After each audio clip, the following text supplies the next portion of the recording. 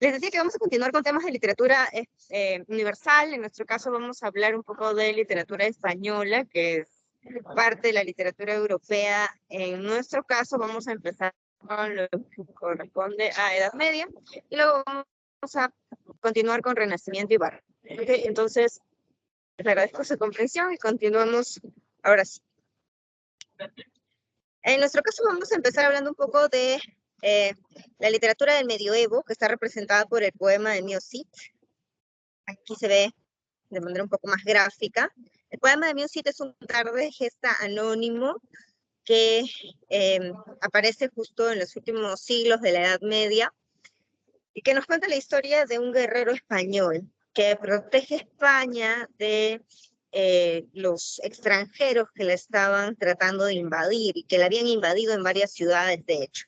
Entonces, allí notamos en este cantar una temática nacionalista que va a ser propio de la Edad Media, propia de la Edad Media. Un tanto posterior a ello, nos corresponde a nosotros hablar de lo que denominamos el siglo de oro, que es un periodo en realidad de 2 siglos correspondientes al Renacimiento y Barroco.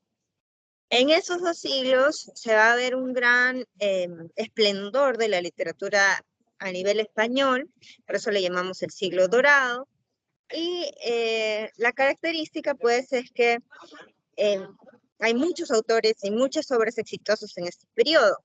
Está Garcilaso de la Vega y Fray Luis de León en los poetas del Renacimiento. Y en el Barroco nosotros vamos a ver a Pedro Calderón de la Barca y también a Miguel de Cervantes Saavedra, que son personajes o escritores muy famosos y que marcan mucho la literatura del mundo en general.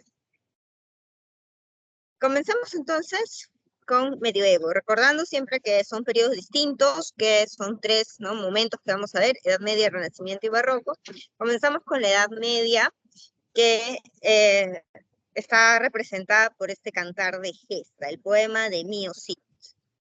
El contexto es muy importante para entender las cuestiones, porque es un contexto en el que hay muchas invasiones y guerras, sobre todo invasiones a territorio español por parte de los musulmanes, que va a ser una de las invasiones más extensas en cuanto a tiempo. Los musulmanes van a estar instalados en diferentes provincias, regiones, ciudades de España a lo largo de prácticamente 8 siglos, desde el siglo VIII hasta el siglo XV. Y el periodo en el que los españoles intentan recuperar sus territorios, el periodo en el que los españoles están intentando regresar a sus tierras o reconquistar estas tierras, justamente, se le llama la Reconquista. Ese periodo, no solo de la reconquista, sino el de la invasión musulmana, tiene que ver con lo que llamamos también la Guerra Santa, porque están peleando dos culturas y 2 tradiciones que tienen religiones opuestas, tienen religiones diferentes, ¿no? Por un lado, la religión cristiana, que tiene como Dios al representante pues del catolicismo, de la cristiandad, un Dios omnipotente, y por otro lado la religión musulmana, que tiene a Alá como el Dios encumbrado. Entonces hay también un trasfondo religioso y en buena parte está ese interés, esta intención de imponerse religiosamente, además de territorialmente. Obviamente importa mucho el territorio, importan mucho las riquezas de un territorio, porque tener tierras implica tener alimento que te da esa tierra, implica tener los siervos que conquistas en esa tierra, implica tener, si hubieran oros o riquezas minerales, cualquier tipo pues, de beneficio que pueda traer esa tierra, ¿no? Entonces, una tierra productiva era muy importante. Recordemos que esta es la época del feudalismo. Entonces, en ese contexto es que tenemos que entender estas peleas. Son peleas de trasfondo económico, de trasfondo feudal, pero también con contenido religioso. Al final, sobre todo de este periodo medieval, los reinos que salen más venturosos, que salen más beneficiados, van a ser los reinos del norte de España, ¿no? Como aparece aquí, España es esta península, este trozo de tierra que está semi rodeado por el mar, y tiene ciudades importantes, ¿no? Del país en general. Van a ser los que reconquistan la tierra, muchos de ellos incluso no van a llegar a tener invasores musulmanes, van a poder defender sus tierras, o si los tienen van a ser recuperadas rápidamente, ¿no? Entonces son los que salen más empoderados, con más poder económico y político también.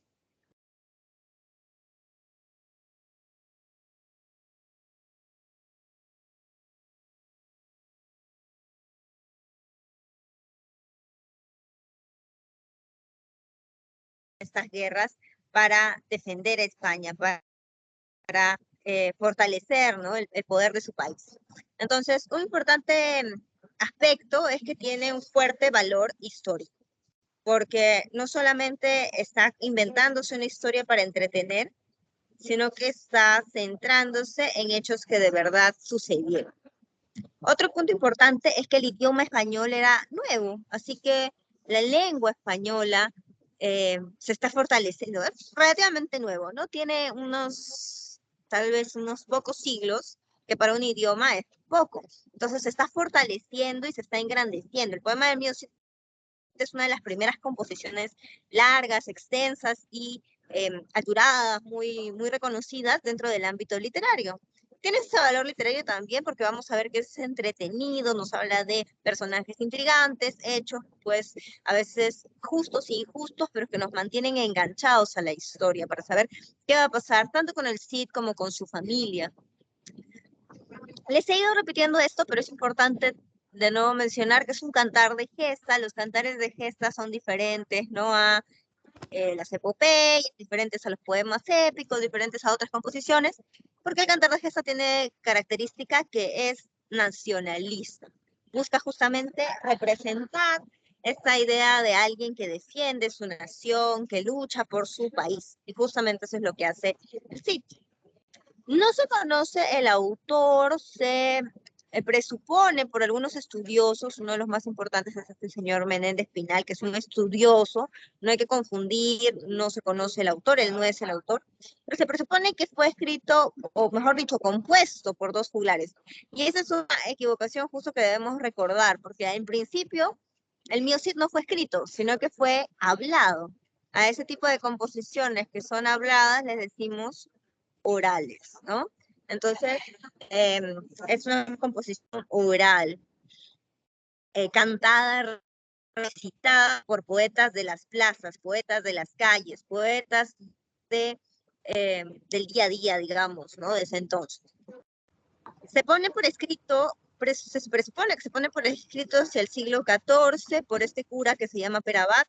Nuevamente no hay que confundir estos señores o estos nombres con autores, porque no hay autor conocido.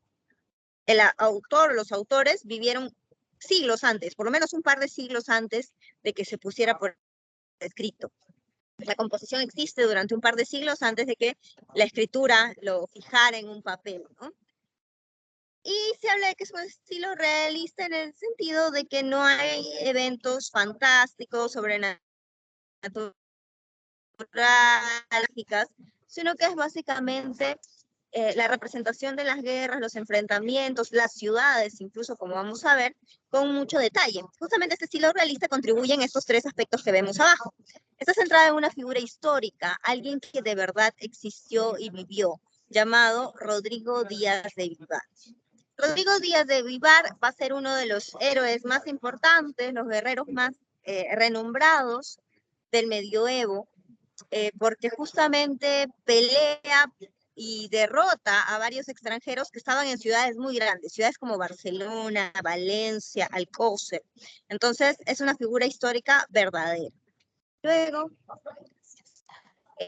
tenemos también que hay referencias verdaderas, referencias geográficas a lugares que existen y existieron, ciudades muy renombradas de España. y muy grandes, ¿no? Que implicaban gran riqueza y gran poder, y que por lo tanto recuperarlas era importante. Entonces, el Cid está haciendo una lucha que representa grandeza y poder político también.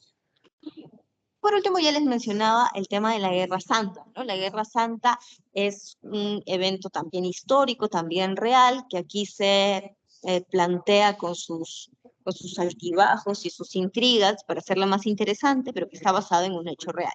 Entonces, todos estos eventos que estamos mencionando, que están aquí abajo enumerados, contribuyen a lo que llamábamos este estilo realista, ¿no? No se está inventando cosas fantásticas o de otros mundos, sino se está centrando en la realidad. Ya en cuanto al estilo o cómo está escrito, ¿no? El poema de Mio Cid, vamos a notar que tiene una métrica bastante irregular, o sea, dispareja. No siempre cumple con la misma medida, ¿no? Algunos poemas nosotros vamos a ver, o algunas composiciones en general, epopeyas, cantares de gesta, poemas épicos, todos ellos pueden estar en verso. Cuando todos los versos son parejitos, digamos que todos miden 11 sílabas métricas o todos miden 14 sílabas métricas, ahí siguen las reglas, son regulares. Eso no pasa en el poema de New Cid. Vamos a encontrar que hay versos de 11, hay versos de 16, hay versos de 14, hay diferentes tipos de medida y a eso se le llama lo irregular, ¿no? La métrica irregular. Asimismo, la rima tampoco es perfecta o pareja, sino es imperfecta. Y lo vamos a notar también eh, en estos casos, por ejemplo, bueno, en este fragmento que está aquí, nos describen cómo el Cid vuelve la cabeza llorando porque lo han expulsado y es triste de tener que dejar su hogar, así que mira con tristeza hacia atrás. Este es el manuscrito original, ¿no? Como para que nos demos cuenta que el español antiguo casi parece otro idioma, ¿no? Están escritos en en estas letras un tanto góticas y demás, y que cuando lo, digamos, pasamos a nuestras grafías, a nuestras letras más familiares, los tenemos aquí a la derecha. Aún así es un español antiguo, que se tiene que modernizar y se ha modernizado para poder leerlo y estudiarlo y entenderlo mejor. Pero aquí está todavía en español antiguo como para darnos cuenta de cómo estaba escrito originalmente. Te dice, de los sus ojos tan fuertemente llorando, tornaba la cabeza y estaba los catando. Vio puertas abiertas e usos sin cañados, alcándaras vacías sin pieles e sin mantos, e sin falcones en sin actores mudados. Suspiró mío Cid, que mucho había grandes cuidados, fabló mío Cid bien y tan mesurado.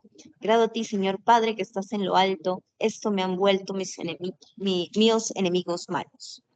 Estamos en español bien antiguo, pero algo que por lo que habíamos puesto estos fragmentos es para que nos diéramos cuenta de las rimas, catando, cañados y manto, por ejemplo, o mudados, cuidados, mesurados, ¿no? Estas rimas terminan similares, pero no son igualitas, con la A y la O, ¿no? Catando, cañados, mantos, mesurado, alto, todos los versos, ¿ah? Mudados. Terminan similares, pero no siempre son iguales. Y eso significa que si no hay una coincidencia entre todas las rimas o no hay una perfección, la rima es imperfecta. Hay rima, pero es imperfecta. Aquí básicamente, para traducir, ¿no? Te dice que estaba llorando muy fuertemente de sus ojos, que volteaba la cabeza y los miraba mientras se iba, miraba los de su pueblo, vio las puertas abiertas, sin candados, vio las perchas vacías, vio que no habían, que habían dejado pues ni siquiera sus abrigos, nada, los halcones, ni las mascotas o digamos las fieras que normalmente habían, ¿no? En estos contextos, no había nadie, ¿no? Todo el pueblo de pronto se hace un silencio, él pasa por las calles y no hay nadie que lo salude, no hay nadie que ver. Y dice, pues suspiró que tenía grandes preocupaciones, cuando dicen tenía había grandes cuidados. Suspiró con grandes preocupaciones y finalmente habló, muy mesurado, muy tratando de tranquilizarse, ¿no? Te agradezco a ti, Señor Padre, que estás en lo alto, esto es lo que me han hecho mis enemigos malos, ¿no? Y él básicamente dice que va a sobrellevar ese momento, pese a que los enemigos malvados han hecho que lo expulsen, porque eso es el inicio del poema, que al Cid lo expulsan, él va a encomendarse a Dios y va a tratar de salir adelante. Entonces, hablemos un poco del argumento para entender todo este contenido heroico, nacionalista, que es típico del argumento del poema de Music. El poema de Music está dividido en tres cantares. Eso es un punto importante. Vamos a ver uno por uno lo que pasa en los cantares. Este es el primero. En el primero se nos dice que el Cid es desterrado porque ha sido acusado de robar tributos que le correspondían al rey. Entonces, acusado injustamente de ello, va a ser desterrado por el mismo rey de Castilla. Entonces el Cid, y eso es muy triste, se va a tener que despedir de la familia y ya en este primer cantar comienzan sus peleas contra los musulmanes o los moros. Conquista algunas ciudades como Alcócer y Barcelona. Entonces, pese a que el inicio es triste y él está solo porque lo destierran solo, poco a poco se hace de un ejército de jóvenes que lo admiran y poco a poco va a ir mejorando su situación y ganando grandezas y tierras. En el segundo cantar han pasado un montón de años. Entre el primer y el segundo cantar pasan aproximadamente 8 años. El sitio está más viejo, sus hijas que eran niñas en el primer cantar aquí están más grandes. Y en este segundo cantar va a conquistar una de las ciudades más importantes, porque aparte de que era una ciudad grande y rica, Valencia es la ciudad en la que luego el Cid va a gobernar. El Cid va a sentarse ahí, va a tener su castillo y demás. Eh, Además, en este cantar, el rey perdona al Cid, ¿no? El Cid campeador era el apodo, es como decir el señor que batalla, el señor que pelea. Entonces, el rey perdona al Cid campeador y lo acoge nuevamente, pues, bajo el reino. Al final de este cantar, las hijas del Cid, que se llaman Elvira y Sol, se van a casar por pedido del rey o em, por recomendación del rey, que le dice que conoce a unos jóvenes, los infantes de Carrión, que son nobles, que son jóvenes pues de buen apellido y de buena fortuna, y que le conviene, ¿no? El Cid casar a sus hijas con gente de la nobleza. Aquí entra a tallar algo importante. El Cid es un buen guerrero y ha logrado ser, digamos, la mano derecha del rey, pero por sus méritos guerreros, no por, digamos, por su labor, lo que diríamos ahora trabajo, ¿no? Porque ser un soldado en ese entonces era un oficio más, pero no porque él sea de la nobleza propiamente. Y eso siempre va a generar esta tensión en la obra. En el primer cantar, cuando lo destierran a él, no acusado de robar, quienes lo acusan son otros nobles que, por lo que se nos cuenta, le tienen mucha envidia.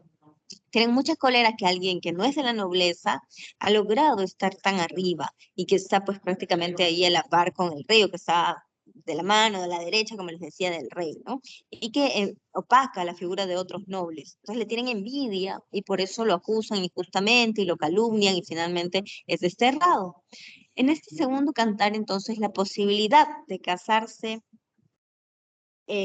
con infantes a sus hijas, infantes era un título nobiliario, ¿no? Estos infantes de la ciudad de Carrión implicaba hombres nobles de buena posición social y de mejor estatus que el mismo Cid.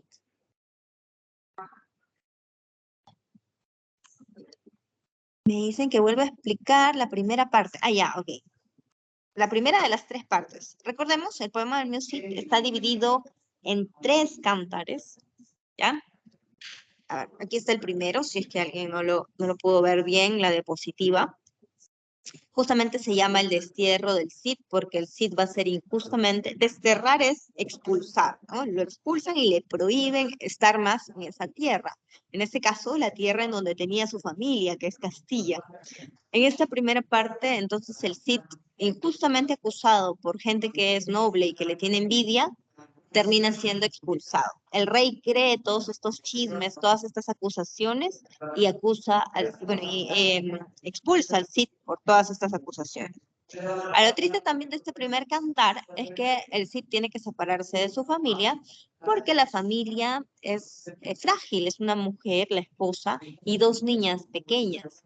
Y el Cid es un guerrero, entonces no puede llevárselas a la guerra, ¿no? No puede llevárselas a sus campamentos, a donde hay pues violencia, además, donde van a pasar muchas dificultades. O sea, yo les he contado que tienen muchas victorias, pero al principio el Cid no tienen ni siquiera agua suficiente para abastecerse, no tienen los recursos, ¿no? Su pequeño campamento de guerreros poco a poco va a ir surgiendo. Entonces, es muy duro, se separa de su familia, se queda solo y se va a guerrear, pero ya comienza a tener victorias y aquí es que comienza a ganar contra los moros o musulmanes. Y bueno, en la segunda parte te decía, ha pasado años, 8 años, y el Cid, que está en una mejor posición, va a ser perdonado por el rey. El rey es Alfonso VI, es el rey de Castilla. Y al final, te decía, se realizan las bodas de las chicas, que ahora son jovencitas, porque en el primer cantar eran unas niñas, ¿no? Pero ahora se van a casar con estos infantes de Carrión. Carrión es la ciudad de donde provienen estos jóvenes. El Cid no sabe mucho de ellos, pero como el rey lo está recomendando la boda, el Cid se acoge a la voluntad del rey y le dice al rey, no es usted quien las casa, no soy yo. Sin embargo, en el tercer cantar nos vamos a enterar que fue un gran error casar a sus hijas con estos hombres, porque entre otras cosas los infantes de Carrión se nos dice que son muy cobardes. Al comienzo del tercer cantar se escapa un león en ese entonces al parecer era usual tener halcones, leones, así, fieras, claro, enjaulados, pero los tenían como entretenimiento también, ¿no? En este palacio del Cid, al parecer en el sótano es que estaba el león enjaulado y se ha escapado, lo han dejado mal cerrado la jaula y se ha escapado.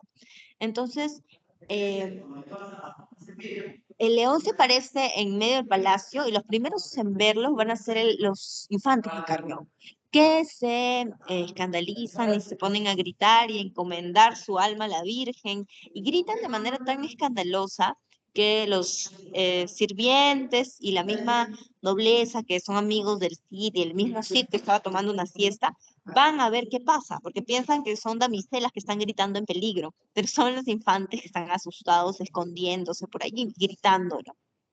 El Cid logra capturar al león muy fácilmente y lo vuelve a enjaular.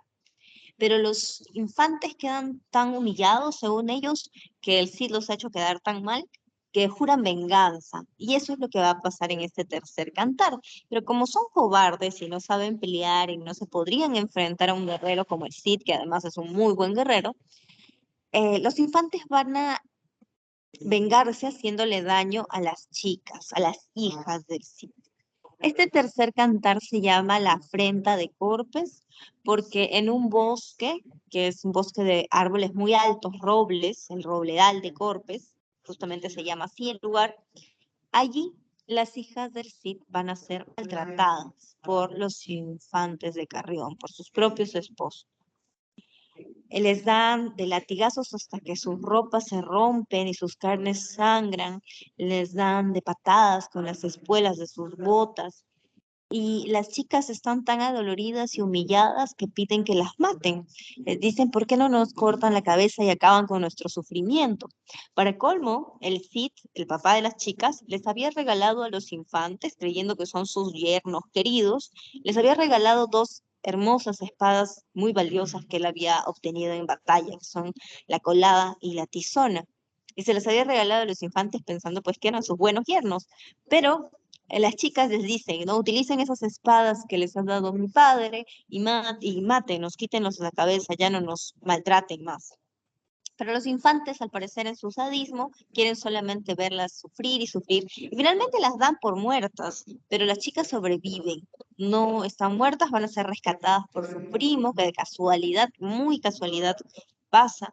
Y obviamente, cuando el Cid se entera, pone pues la queja tremenda al rey. Y el rey va a determinar que se realicen las Cortes de Toledo. Em, las Cortes de Toledo son una reunión en la que el Cid acusa formalmente a los infantes de Carrión por haber hecho estas bajezas, y los infantes responden diciendo que ellos son de la nobleza y que no tienen por qué rendirle cuentas a alguien que no es noble, y que las chicas con las que se han casado están por debajo de su situación, por debajo de su estatus, que nunca debieron casarse con un par de chicas que no estaban a su altura porque son plebeyas, ¿no? Entonces, básicamente, muy altaneros y muy faltosos los infantes de Carrión se van a portar mal, incluso hasta en las cortes. Pero se determina que haya unos enfrentamientos llamados las justas, que son estos enfrentamientos que aparecen aquí en este dibujito, ¿no? En el que en las Cortes de Toledo es donde se va a, digamos, como en un juicio, ¿no? Se van a decir los argumentos o las acusaciones. El Cid acusa a los infantes tratan de defenderse. El rey determina que esta es su, digamos, su forma de castigarlos o de ver si es que pueden defender su honor. Y son las justas, les decía, estos enfrentamientos a caballo y a lanza que se daban en el medioevo, seguramente lo has visto en películas, ¿no?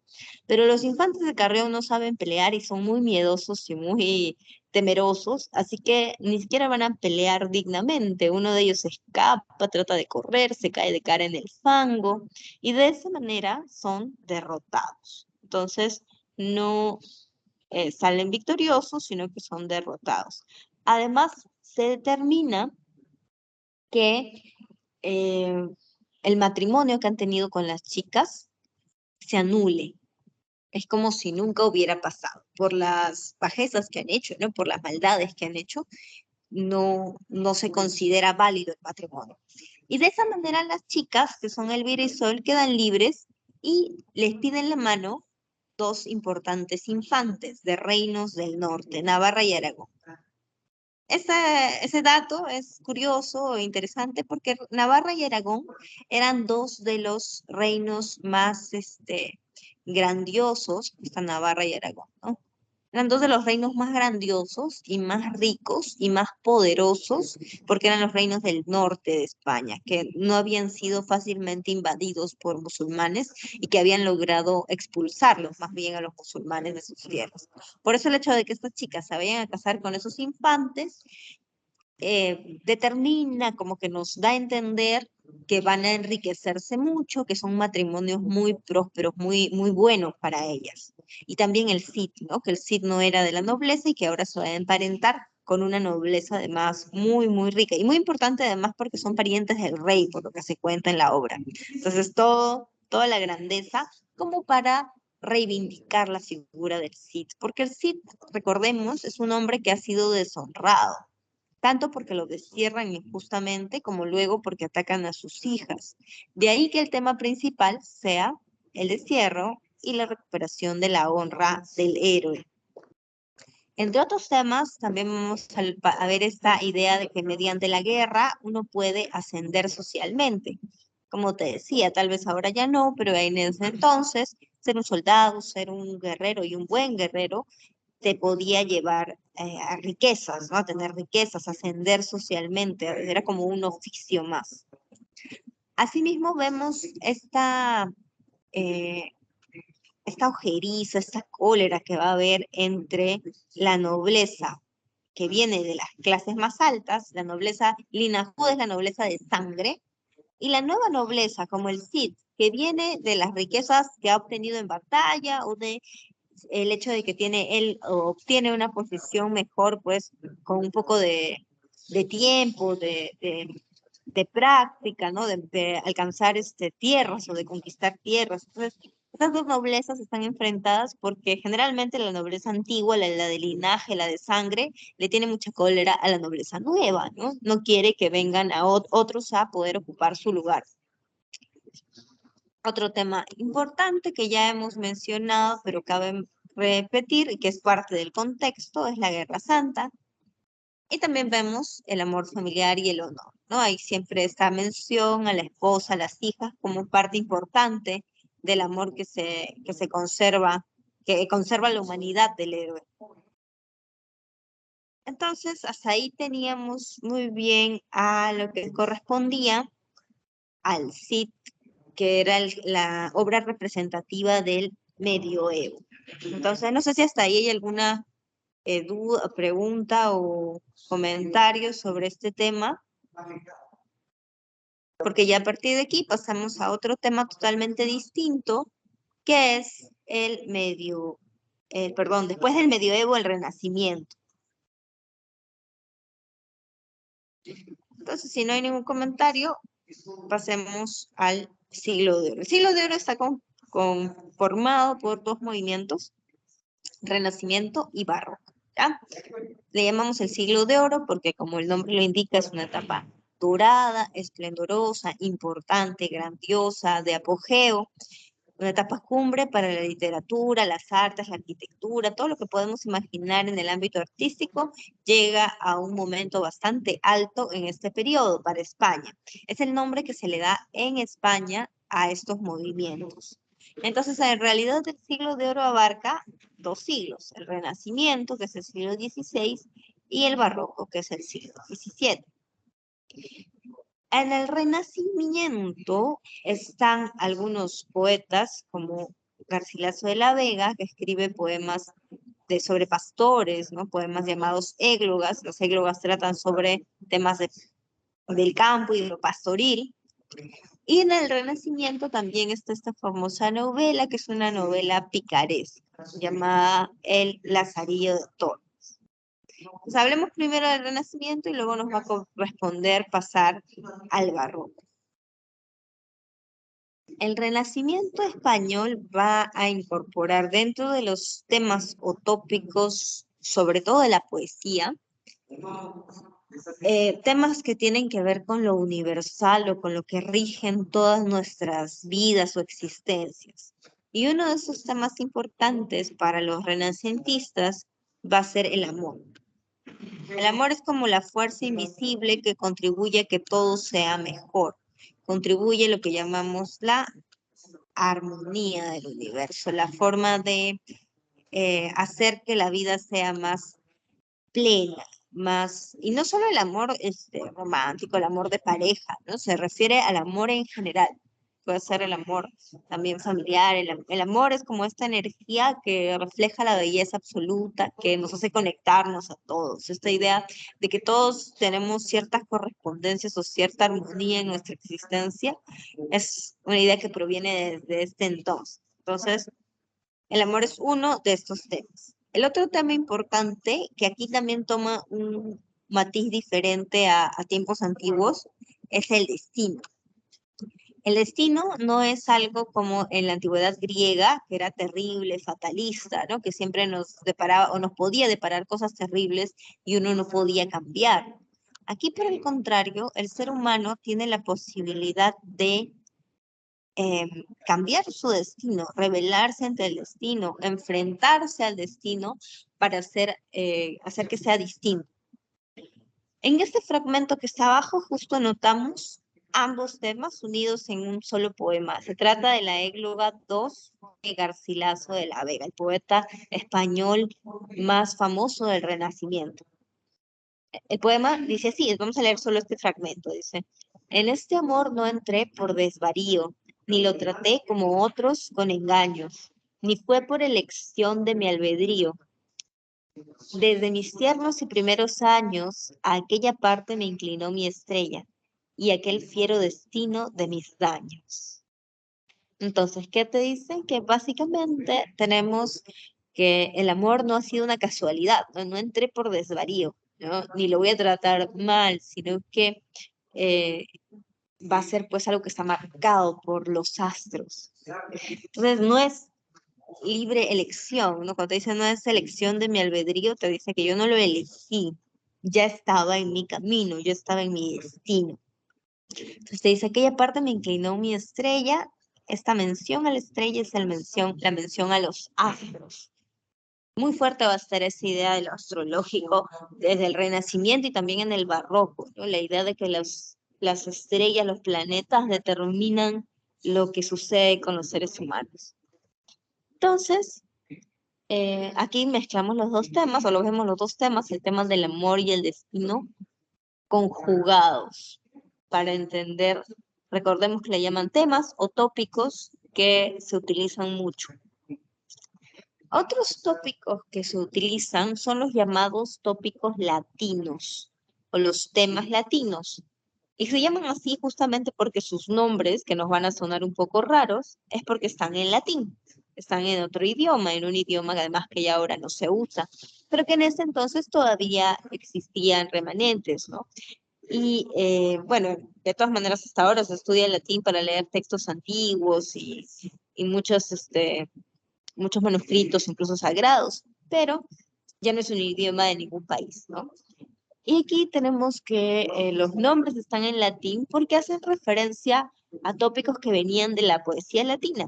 Entonces van a influenciar mucho, primero a los italianos, y luego de los italianos pasan a los españoles. Garcilaso de la Vega eh, es muy admirador de la poesía italiana. Notemos además que en estos nombres que están en latín y en el admirar a los latinos, lo que estamos viendo es una característica del Renacimiento. Los renacentistas admiraban a los clásicos. Los clásicos no son solo los griegos, sino también los latinos, ¿no? De la antigüedad. Entonces, veamos primero el tópico de la izquierda. Carpe diem. Carpe diem significa literalmente aprovecha el día. Lo podemos entender como goza el momento, goza el ahora. Ahora eres joven, mañana eres viejo. Ahora eres bello, mañana ya no. Entonces, se entiende como el goce de la juventud y la belleza corporal, como dice aquí en pantalla, ¿no? Entonces, aprovecha el ahora. En este fragmento de Garcilaso de la Vega notamos el uso del carpe diem, básicamente comparando nuestra juventud con la primavera, mientras que se compara la vejez con el invierno y la nieve, comparando la juventud con las rosas, con los frutos, con las flores, los frutos, mientras que en el invierno ya no hay nada, ¿no? Entonces, claro, todo eso de manera más elegante, porque es una poesía muy elegante y refinada, la del Renacimiento. Entonces, leamos el fragmento. Dice, coged de vuestra alegre primavera el dulce fruto, antes que el tiempo airado cubra de nieve la hermosa cumbre. Marchitará la rosa el viento helado, todo lo mudará la edad ligera, por no hacer mudanza en su costumbre. Entonces dice, coge el dulce fruto mientras es primavera, porque luego viene la nieve, que es el invierno, y todo lo cubre, y todo lo marchita, ¿no? Marchita también las flores. No hay frutos en invierno, no hay flores en invierno. Todo lo transforma, todo lo cambia, todo lo mudará el tiempo rápido, la edad ligera. Efectivamente, ¿no? El tiempo pasa, no te das cuenta, de pronto han pasado 10 años, 20 años y es inevitable, por eso te dice, todo cambia, lo único que no cambia prácticamente es el cambio, ¿no? La única costumbre que tiene este tiempo de que no va a cambiar es que siempre está cambiando, siempre está avanzando. Entonces, ese es el carpe diem. Luego tenemos el tópico de Beatus ille, o traducido es dichoso aquel o dichoso el que. Más precisamente se refiere a dichoso el que vive en el campo. La vida en el campo, en la naturaleza, es vista como una vida sumamente anhelada, hermosa, tranquila, eh, muy buena para el espíritu, muy buena para los ánimos. Entonces, como dice aquí, entonces se anhela la vida sosegada y sencilla en armonía con la naturaleza con el campo en particular, los ambientes campestres, ¿no? Son muy importantes. Ahora aquí el fragmento es de otro escritor, que era un fraile, un religioso, Fray Luis de León. Y él quiere hablar de cómo cuando uno se aleja, ¿no? De las ciudades, uno vive mejor, porque vive en más tranquilidad. La soledad es algo que te da tranquilidad, contento, sosiego, como se llama. Entonces aquí tenemos algunos fragmentos. Dice, qué descansada vida la del que huye del mundanal ruido y sigue la escondida senda por donde han ido los pocos sabios que en el mundo han sido. Oh monte, oh fuente, oh río, oh secreto seguro, deleitoso, roto casi el navío, a vuestro almo reposo, huyo de aqueste mar tempestuoso. A huir de el mundanal ruido, huir de el mar tempestuoso, ¿no? De lo que es agitado, tempestuoso, ruidoso, son símbolos de huir de la ciudad, símbolos de huir del lugar donde hay mucho movimiento, mucho pecado, mucha tentación también, porque él habla desde un punto de vista religioso, ¿no? Y básicamente, pues, la idea de que se escapa de ello para ir a un lugar más tranquilo, más bonito, más retirado en este caso, que es el campo. El último tópico latino del Renacimiento se llama el lugar ameno o el locus amenus. El locus amenus es básicamente el paisaje de la naturaleza. Hay un detenimiento, un énfasis, una minuciosidad para hablar de detalle a detalle lo que es el campo, lo que es el paisaje. Es un tanto distinto, se puede parecer, pero tenemos que diferenciarlo del Beatus Ilie, porque en el Beatus Ilie habla de alguien, ¿no? La vida de alguien, dichoso aquel que vive tranquilo en el campo, dichoso aquel que vive en el campo. Aquí simplemente te describe el paisaje, te lo muestra. Y eso es hermoso también. Aquí, por ejemplo, tenemos un fragmento de Garcilaso. Te habla de lo que está rodeando, ¿no? Este ambiente, este paraje natural.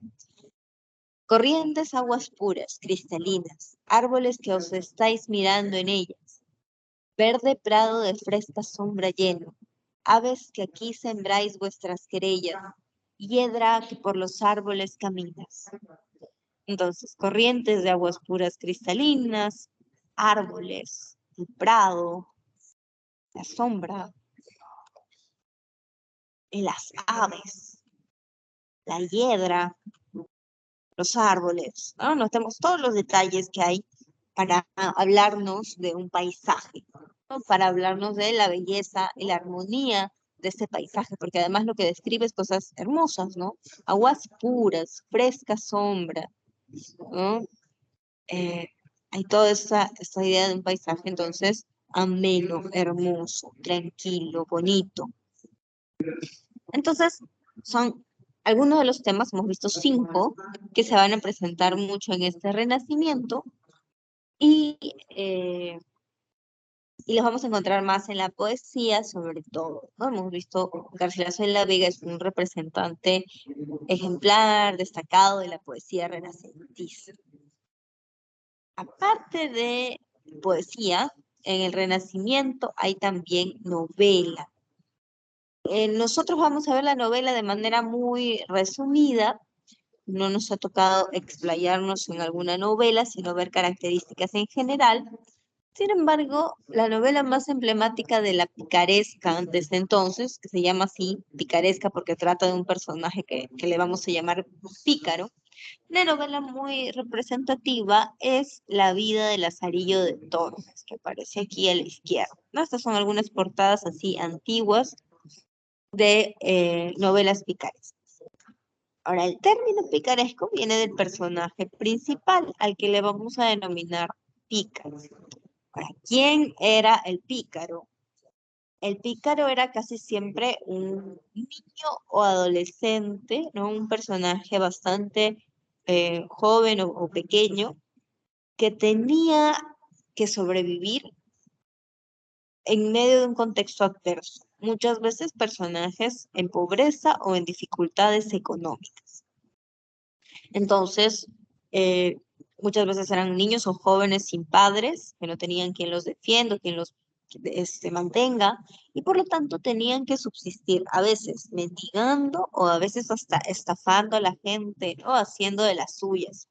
En ese sentido, el pícaro no tiene características grandiosas o admirables, sino lo contrario.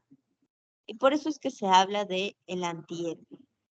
El antihéroe es lo opuesto al héroe. El héroe era valiente, el héroe era honesto, el héroe era fuerte, el héroe era honrado. El antihéroe, el pícaro, es todo lo contrario, ¿no? Puede ser ladrón, puede ser engañador, puede ser estafador, puede ser mentiroso. Hace lo que tenga que hacer para sobrevivir. Y muchas veces eso da lugar a episodios graciosos porque utilizan su ingenio, el engaño y la treta para salirse con la suya. Sobre todo cuando son niños o adolescentes, eso da lugar pues a situaciones jocosas, ¿no? Las obras en general de la novela picaresca nos presentan a personajes basados en la realidad. De ahí esta palabra realista, ¿no? Esta tendencia realista. Y más particularmente, con mucho detalle podemos entender lo que es la sociedad de ese entonces. Por eso es que se ha dicho que esta novela es una novela que tiene carácter sociológico, que se puede entender casi como un documento sociológico. Entendemos cómo era la vida, sobre todo de las clases populares y las clases medias, clases que estaban sufriendo ciertas dificultades económicas. Entendemos cómo eran eh, los comercios, los mendigos, cómo eran los estafadores, ¿no? También cómo podía sobrevivir, en el caso, por ejemplo, de Lazarillo, un niño que se ha quedado sin padres, ¿no? El papá, él es huérfano de padre y luego la mamá lo deja con uno de los amos. Entonces, esta idea de un niño que va a crecer solo en la adversidad, pero que sin embargo se las arregla, por decirlo de algún modo, busca la forma y da lugar a situaciones muy graciosas. Esa es otra de las características importantes. Hay bastante humor y bastante burla de lo que sucede. Y te decía que retrata la sociedad, por ejemplo, una burla que hace muy seguida, ¿no? En la que hace mucho hincapié, es en los personajes que son clérigos. Hay frailes, hay curas, hay arciprestes, que son tipos de religiosos, y lo que te dice de todos ellos casi siempre es negativo, que suelen ser hipócritas, suelen ser engañadores, mentirosos, suelen darse de pecho haciendo pues creer a la gente que son muy buenos, muy honrados, y cuando nadie los ve, son también mentirosos, hipócritas, hacen daño al prójimo. En el caso de Lazarillo de Tormes, él dice que el peor de sus amos, de los hombres que lo van a cuidar, el peor de sus amos va a ser un cura, porque lo deja de hambre hasta 3 días y al cuarto día le da como premio por su trabajo una cebolla, ¿no? Un cura muy explotador con su servidumbre, con él y con la gente del servicio, que pues pregona siempre la humildad y vivir eh, muy pobremente, muy humildemente, pero bien dice Lázaro que se da de banquetes, que él sí pues se da la gran vida, ¿no? Mientras a nosotros, los del servicio, nos tiene de hambre y nos trata de la peor manera. Entonces, hay este uso de la sátira o la burla, un poco a veces crítica, para hablar de ciertos personajes. Otra cosa que podemos notar es que las novelas van a estar contadas por el personaje central, o sea, contadas, se le llama a ello, de modo autobiográfico o contadas en primera persona, ¿no? Entonces Lazarillo cuenta, yo me llamo Lázaro, nací en el pueblo de Tormes, por eso me llaman Lazarillo de Tormes, porque era todavía niño, ¿no? Al inicio, cuando le llaman Lazarillo. Además, te dice, pues, nací a las orillas del río, ¿no? Mi madre estaba embarazada y estaba trabajando, cargando unos bultos, ¿no? Y de pronto comenzaron sus labores de parto y ahí nomás me tuvo ahí a las orillas del río. Te cuento también lo que a él le pasa a lo largo de los años, porque la novela nos cuenta cómo va creciendo. Y en ese sentido es que hablamos de un carácter autobiográfico en el que poco a poco nos vamos enterando más de su vida. Otra característica de esta novela picaresca es que no hay una unidad argumental, ¿no? Entre las diferentes partes. Una unidad argumental muy sólida, o sea, muy fuerte. ¿Qué significa eso? Que cada capítulo de la obra, en el caso de Lazarillo, son tratados, diferentes tratados, capítulos, partes. Se puede leer de manera separada y más o menos se entiende, ¿no? Tenemos un personaje en común, claro que es Lázaro, pero no hay un hilo sólido que una parte tras parte tras parte, ¿no? Que hace que necesitamos conocer todo, o que todo está unido muy firmemente. No, son casi como capítulos independientes o como capítulos muy separados entre sí. A eso es a lo que le llamamos la falta de unidad argumental sólida. Y listo. Entonces, estas son eh, esta es la característica central o las características importantes de la picaresca. Les recuerdo que estábamos entonces en Renacimiento, que es parte del siglo de oro. En el Renacimiento están los poetas, que son los que se ven representados por estas églogas, ¿no? Y también en el Renacimiento, dentro de la poesía, podemos ver pues que estaban los tópicos latinos. Entonces hemos visto los tópicos o los temas del Renacimiento, como le llamamos. Luego, en el mismo Renacimiento, hemos mencionado las novelas, como El Lazarillo de Tormes, que es una novela picaresca. Entonces, con ello hemos cubierto el siglo XVI. Y ahora estaríamos entonces por cubrir el siglo XVII, que es el barroco, es correspondiente al barroco. Entonces, si hasta ahí no hay ninguna duda o consulta, pasaríamos al siguiente siglo, que es el del barroco español.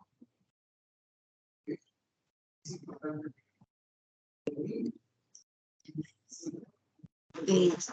Entonces pasamos a hablar un poco de las características de este movimiento. El barroco es una etapa de bastante incertidumbre eh, para la población europea. Es un movimiento muy fuerte en Europa y hay guerras, hay hambruna, hay desorden político, inestabilidad política. Eso da un contexto, una mirada un tanto pesimista sobre la vida, un tanto, eh, digamos, desesperanzada en cierto modo. Entonces hay muchas reflexiones en torno a la vida y la muerte, en torno a qué es realmente nuestra existencia y y que nuestra existencia pues básicamente no es muy duradera, ¿no? Es una existencia muy efímera, muy breve. Entonces todas estas reflexiones le dan un tono más pesimista a esta época. Em, el barroco es una época de grandes cambios, así se le llama dinamismo. Y ello equivale a inestabilidad. Estabilidad política, económica, existencial, etc.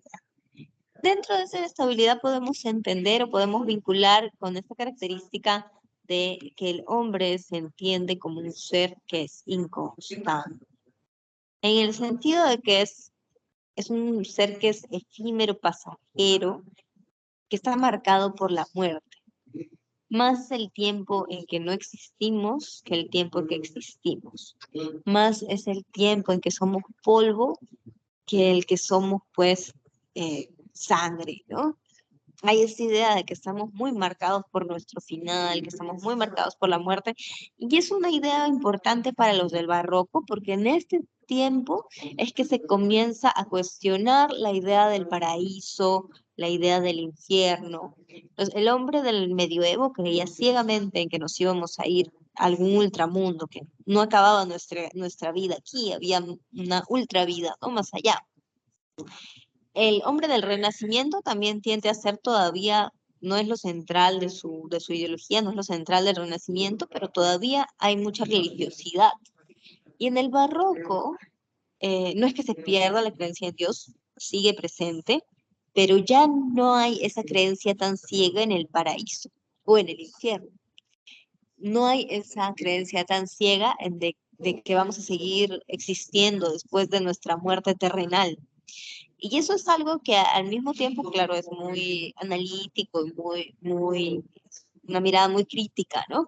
Pero al mismo tiempo nos genera incertidumbre, dolor, tristeza, desconcierto, saber que nuestra vida es tan corta y que por lo tanto tenemos que hacer lo más que podamos con ella.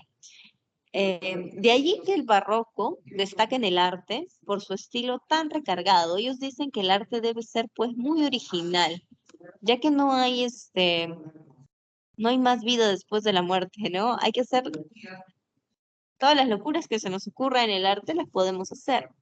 Podemos ponerle 1000 adornos a una columna arquitectónica.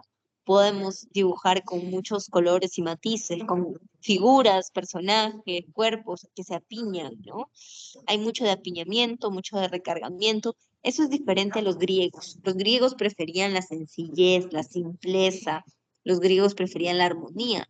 Los barrocos ya no toman esas características que eran propias de los renacentistas, ¿no? Los renacentistas creían en lo armonioso y en lo simétrico, mientras que los barrocos creen más en la exageración y en eh, el, el acumulamiento de muchas cosas.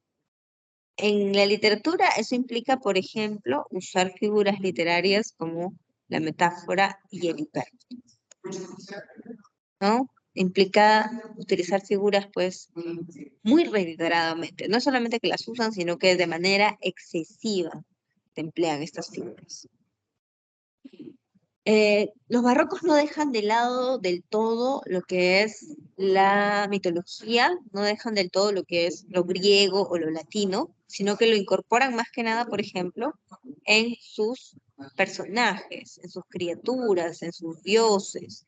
Hay mucha mención a alusiones mitológicas o a criaturas mitológicas. Y el barroco, en el barroco hay una preferencia o inclinación por los llamados contrastes u opuestos, ¿no? Por las dualidades, también se les llama a estos contrastes. Algunas de las más usadas, como te decía, que tenían estas ideas marcadas por su pesimismo, una de las más usadas va a ser la de la vida y la muerte, ¿no? La dualidad entre vida y muerte es central para entender la forma de pensar del hombre barroco. Otro importante contraste que se ve en Hamlet y se ve en El Quijote es locura-cordura, ¿no? Personajes que se fingen locos o personajes que se vuelven locos. Otra dualidad o contraste importante es el de la realidad y ficción, y aquí nos detenemos un poco más porque vamos a ver una obra que está vinculada a cuestionar qué cosa es real y qué cosa es engaño, qué cosa es inventado y qué cosa es verdadero. A eso es a lo que le llamamos pues la diferencia entre realidad y ficción. Para los barrocos muchas veces la vida se concibe como una representación, de una representación teatral. En este periodo surge la idea de que el mundo es como un gran escenario. Nuestras vidas las estamos viviendo como encima de un teatro y tenemos, por lo tanto, pues que hacer nuestro mejor papel, ¿no? Pero esta idea entonces de que la vida es como un gran teatro hace que la realidad y la ficción se conjuguen o se confundan. No hay esta diferencia tan tajante o marcada entre qué cosa es verdadero y qué cosa es un invento, una invención. Y eso al mismo tiempo también vamos a ver que genera ciertas ideas de angustia o de desconcierto en los personajes barrocos, ¿no? El no saber si estamos viviendo de verdad, esta realidad es de verdad, o es simplemente pues una existencia engañosa, ¿no? Trasladado ya de manera mucho más moderna a nuestra época, podríamos entenderlo pues como hasta ahora, ¿no? Que hay esta idea de que si estamos viviendo la realidad o estamos en una realidad virtual, en una simulación, ¿no? Una Matrix. Claro, eso es ya con nuestra tecnología cibernética y salvando mucho las diferencias de tiempo y de cultura. Pero en los representantes del barroco, también hay esa misma idea de fondo, de ese temor de, ¿es la existencia real? ¿O es todo un gran engaño? ¿Es todo un gran teatro? ¿Es toda una gran invención? Estamos pues en un sueño del que vamos a despertar abruptamente. De allí que una de las obras más conocidas se llame La vida es sueño. Vamos a ver entonces teatro barroco, teatro del siglo XVII, que es el barroco dentro del siglo de oro, recordemos, ¿no? Que tiene muchas características. Este teatro es muy intrigante y muy interesante, pero al mismo tiempo quiere ser original. En España ya no quieren seguir a los griegos. Los griegos tenían, por ejemplo, tragedia y comedia. Eran dos tipos de obras separados. Lo trágico, que habla de lo serio, lo triste, tiene un final infortunado, y lo cómico, que era gracioso, jocoso y tiene un final feliz. Eran dos formas de hacer teatro totalmente diferentes, dos especies del teatro que venían de los griegos y se habían difundido también en los latinos. España, en pleno siglo XVII, dice, nosotros queremos hacer algo diferente, ¿no? Que no sea tragedia ni tampoco comedia, que sea una mezcla intermedia entre ambos. Y entonces aquí se aparta de lo clásico, se aparta de lo grecolatino, al mezclar elementos serios y elementos cómicos. De esa manera tenemos obras como Fuente Ovejuna, en la que se nos representa una autoridad que es muy cruel, que es el comendador, que comete muchas maldades, se abusa de las jovencitas del pueblo o las engaña, manda a apalear y a golpear a algún viejo que se le opone, o sea, no tiene reparos la autoridad en hacer lo que le viene en gana. Incluso se nos dice que también la obra está ambientada en una época de guerra, de sequía, todo está pues muy serio, ¿no? En medio de la obra, el comendador captura a una jovencita que se acaba de casar en el día de su boda y la violenta sexualmente. Entonces, la obra es muy seria, toca temas muy serios, es un ambiente bastante serio. Podría parecernos una tragedia, pero no lo es porque va a tener varios momentos de comicidad. Va a haber varios personajes que se dediquen a, en ciertas escenas, liberar la atención, hacer que el público se ría un poco de sus tonterías. Casi siempre eran los personajes graciosos, ¿no? Entonces, eso hace que la obra no sea totalmente tensionada, totalmente trágica, sino que tenga mucho de jocoso. Y el final también, eso es un punto importante, el final de estas obras que se llaman dramas, son finales felices, por eso no pueden ser tragedias, las tragedias tenían siempre final triste. Entonces hay una mezcla, estamos buscando su nuevo camino, originalidad, ya no seguir al pie de la letra los modelos clásicos griegos, sino hacer algo diferente, ¿no? Los españoles tienen aquí una batuta importante, una representación importante. El teatro barroco va a ser uno de los más concurridos y más famosos, que va a tener mucha concurrencia de público. A eso nos referimos cuando decimos que es un público vasto, que es mucha gente la que va. Y luego se suele decir también que es un público heterogéneo, socialmente heterogéneo. O sea, que es muy diverso en sus clases sociales. Es uno de los primeros lugares en donde se va a encontrar que va a haber gente de las clases más populares que están en la parte baja, en, en la zona que es a pie, ¿no? Llamada el Pozo, la zona baja. Y luego hay balcones, palcos, que están en las zonas altas y donde se solía destinar esos asientos a gente de la nobleza o gente de clases más acomodadas. Muy similar a las diferenciaciones que ahora también, hasta ahora se han mantenido, pues, para los conciertos, para los partidos de fútbol, ¿no? Hay secciones, hay zonas por clase social. Eso surge justamente en este periodo en el que se busca mayor amplitud de público, pero al mismo tiempo no que se mezclen todos, sino que estén separados, diferenciados. Entonces, ahí surgen los llamados corrales de comedia. El corral de comedia era un teatro que tenía una construcción en buena parte de madera. Como ven aquí en la foto hay una representación de un corral de comedia, el escenario de madera, palcos de madera, así como esos palcos que se ven ahí encima del escenario, había en los costados, de donde podían ver desde lo alto la gente de la nobleza.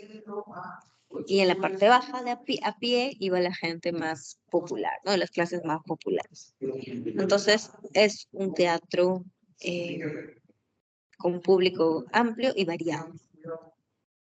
Toca también temas diversos. No hay límites para el teatro barroco. Pueden tocar temas sociales o históricos, como en Fuente Ovejuna, esa rebelión contra la autoridad es un tema social e histórico, ¿no? Un pueblo que está harto de una autoridad que es abusiva, que es malvada y que decide, pues, hacerle Fuente Ovejuna, que no es otra cosa que ajusticiarlo, ¿no? Terminan matando a la autoridad. Pueden tocar temas más mitológicos, temas incluso pues vinculados con el destino o la astrología, ¿no? Mucha creencia en lo astrológico. Entonces, esos temas variados se van a ver representados en las obras de teatro. Sin embargo, las van a abordar con gran realismo. ¿Ya? No hay elementos, por lo general, no hay elementos sobrenaturales, fantásticos, cosas pues de otro mundo, ¿no?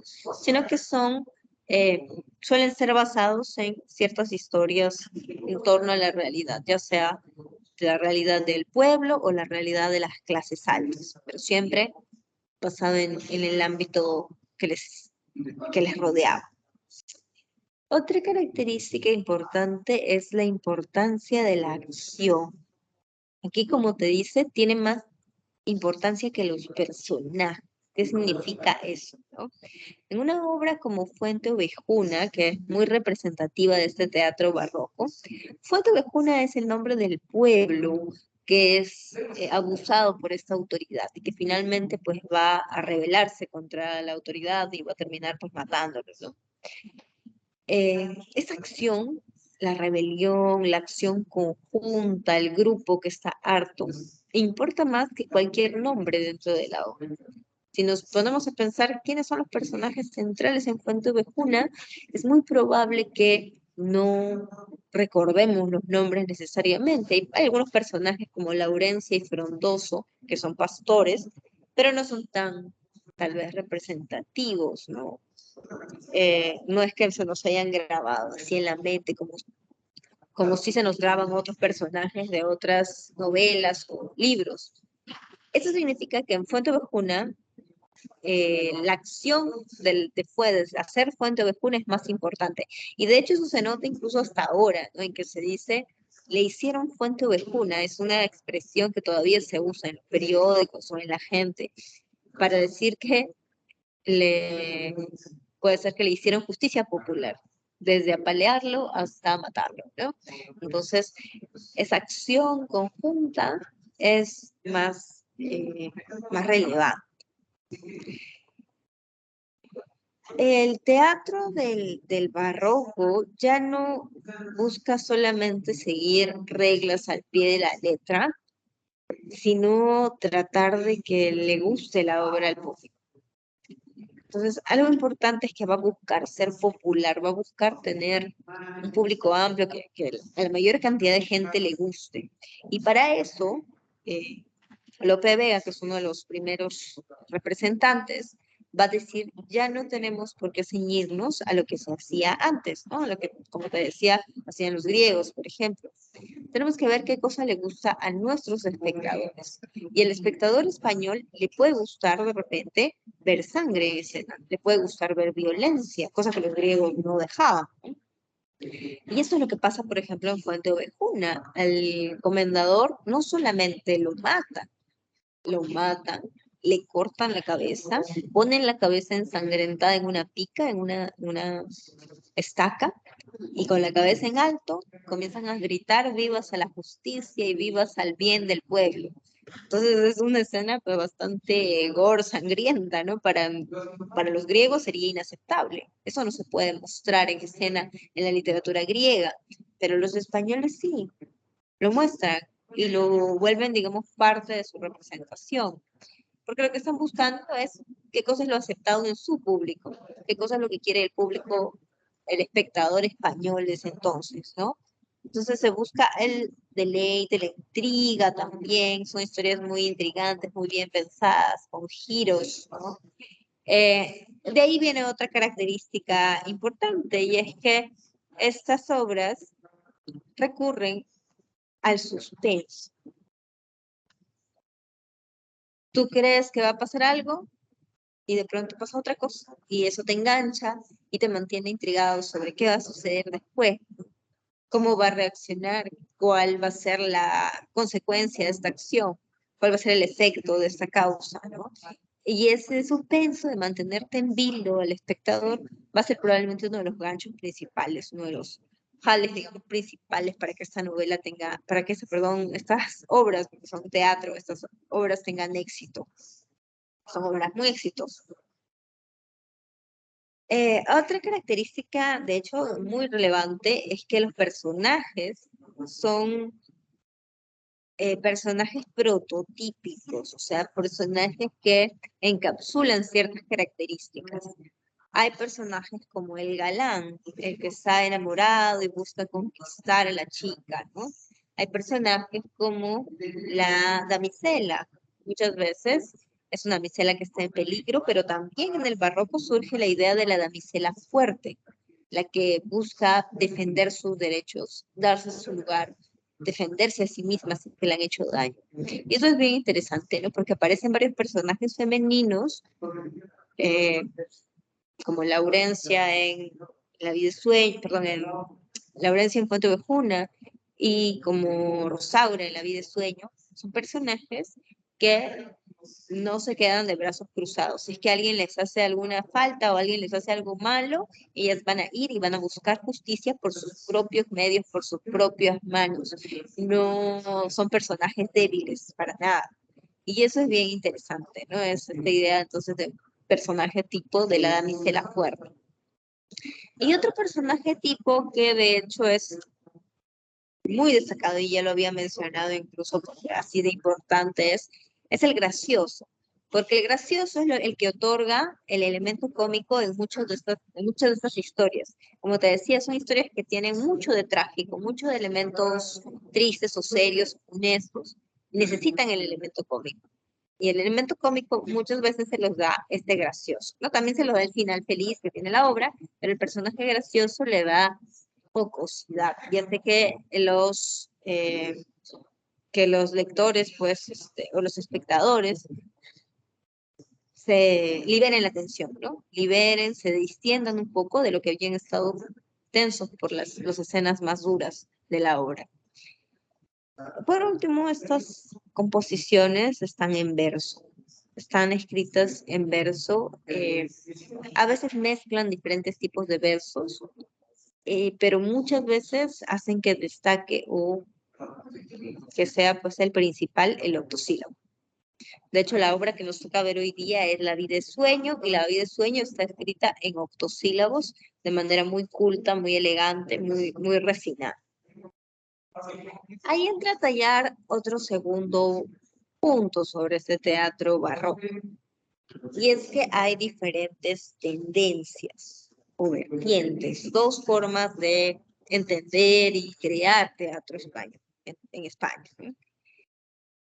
Entonces, veamos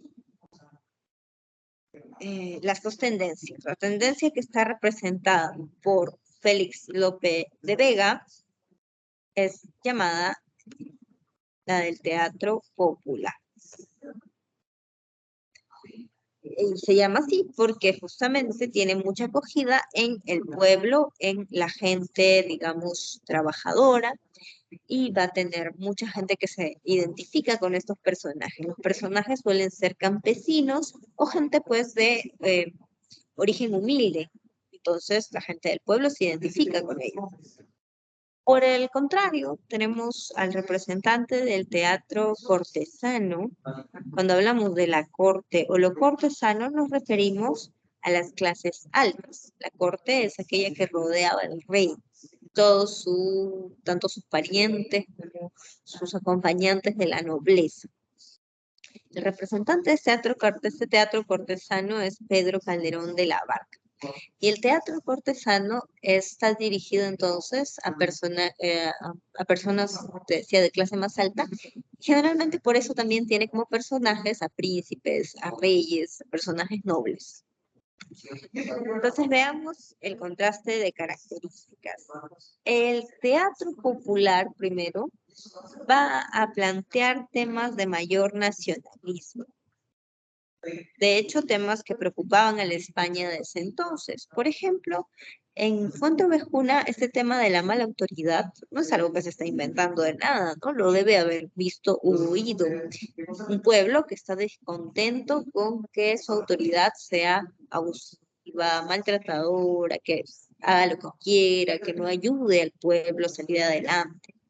Y eso habla de una preocupación por el propio territorio nacional. De hecho, Fuente Ovejuna, el nombre que tiene la obra, es el nombre de un lugar que existió en España, que existe todavía, pero en ese entonces era un lugar campesino, de ahí el nombre Fuente Ovejuna. Y sus personajes que criaban ovejas y que labraban el campo son campesinos también. Por eso es que los personajes también son populares y la obra apunta a la popularidad, tanto en los personajes populares como en la gran acogida que tiene. Ya Lope de Vega va a llenar los teatros, va a tener muchísimo éxito. A eso también se refiere con esta popularidad. Los temas, ya por ahí vamos señalando, que están basados en temas históricos, en preocupaciones históricas sobre, en este caso, podría ser las autoridades, las injusticias que se cometen repetitivamente, ¿no? Y a Lope de Vega le titulaban o le apodaban el Fénix de los Ingenios. Fénix es esta criatura mitológica que se levantaba de las cenizas, donde parecía no haber nada, de pronto parecía algo genial. Y esa es un poco la idea de sus creaciones, que por cierto se han perdido la gran mayoría. Se dice que escribió muchísimas obras más de las que nos han llegado, decenas y decenas de obras de teatro. Y por eso es que le llamaban el Fénix de los Ingenios. Sacaba historias de donde parecía que no iba a haber más, ¿no? Sacaba y sacaba más historias y todas eran entretenidas y tenían éxito en esa época. Entonces nos han quedado muy pocas, menos de 10 de las muchísimas que escribió. Por otro lado, el contraste era con el teatro cortesano, ¿no? Hay mucho más elegancia en la expresión del teatro cortesano. Es un lenguaje más refinado, más culto, y eso le otorga también un mayor lirismo. La obra está escrita como si fueran poemas, lo que dicen los diferentes actores, los diálogos, los argumentos, son como poemas largos, ¿no? También porque están escritos con gran perfección formal. Todos son versos octosílabos, todos son versos mediditos, todos tienen rima consonante, todos son perfectos, son así a la perfección. Eso se ve solo en el lado del teatro más culto, que es el teatro cortesano. Luego hay una tendencia también a conceptos más abstractos. Eso solía ser algo que destacaba en las clases altas, ¿no? Que querían un poco más de inclinación hacia los temas filosóficos. La gente del teatro popular o de las clases más bajas no tenían los mismos privilegios o los mismos niveles de educación que la gente de la nobleza. La nobleza que tenía además más tiempo libre, ¿no? Pensaba en estos temas más filosóficos, más abstractos, y por eso es que las obras tienden a idealizar ciertos conceptos o a alegorizar ciertos conceptos, ¿no? La alegoría es el uso de ciertos símbolos para representar ideas. Por ejemplo, cuando yo digo que la vida es un gran teatro, entonces está la idea de fondo en esa alegoría de que la vida es como una gran representación en la que todos somos actores, en la que nada es de verdad, todo es como un invento, una ficción. Esa es una alegoría, por ejemplo, que se va a usar mucho en el teatro de Calderón de la Barca. Por último, hay temas de carácter filosófico y nuevamente reflexivos, entonces son temas más abstractos, la idea de que la vida es un sueño, de que la vida es una invención, de que la vida es un teatro, son algunas de estas alegorías que tienen contenido filosófico, ¿no? Porque nos hacen reflexionar sobre temas ya más elevados, la existencia, la muerte, entre otros. Nosotros vamos a dedicarnos hoy día, sobre todo con más detalle, a una obra de esta tendencia cortesana. Sin embargo, no hay que dejar de lado que es muy importante la tendencia popular, pero nosotros vamos a hablar del teatro cortesano. Entonces, dentro del teatro cortesano destaca la obra llamada La vida es sueño, una obra de comienzos del siglo XVII que está siendo pues representado o presentada por el máximo exponente del teatro cortesano, que es Pedro Calderón de la Barca. Pedro Calderón de la Barca es un personaje además muy admirado en España, ¿no? Hasta ahora hay monumentos en su nombre, hay esculturas, estatuas en las plazas. Era un hombre muy culto que al parecer pues en su edad adulta ya, ¿no? Pasado los 40 se vuelve un hombre muy religioso también, se ordena como sacerdote y se vuelve la mano derecha del rey. Entonces va a escribir para el rey mismo, para el mismísimo rey de España. Entonces, él es el representante del teatro de tendencia cortesana, de tendencia culta, ¿no? De tendencia alta, de las clases altas. Vamos a ver algunas características de La vida es sueño. Sabemos que es una obra del género dramático, o sea, teatro, y dentro del teatro aparece esta especie llamada drama. El drama es una mezcla de la tragedia y la comedia. En este caso, además, se le llama drama filosófico porque el contenido incorpora una serie de reflexiones filosóficas sobre todo, la existencia humana. Te decía que es una obra que está escrita con gran perfección formal, entonces no deja de lado las reglas de la escritura. También decíamos que tiene mucho lirismo, que está pegada o inclinada a la poesía. Entonces los octílabos son los versos que más predominan y las rimas son perfectas o rimas consonantes. Todo es perfectito, todo está milimetrado, ¿no? La obra tiene tres partes o jornadas, está dividida en tres partes. En nuestro caso le llamamos jornadas porque así está en la obra original, pero es lo equivalente a decir que tiene tres actos. Ya en cuanto al contenido, habíamos señalado que utilizaba mucho la alegoría, a eso le llamamos el carácter alegórico. Recordemos que la alegoría es el uso de símbolos dentro de la obra, ¿no? Símbolos, en este caso, de carácter filosófico. Tiene un lenguaje alturado, refinado, lo que le llamamos también el lenguaje culto. La obra no está ambientada en España, sino en otro país. Allí notamos una diferencia importante con Lope de Vega. Habíamos dicho que Lope de Vega era nacionalista. Sus obras estaban en España, por lo general estaban representando partes de España. Puente Vejuna es un pueblito dentro de España.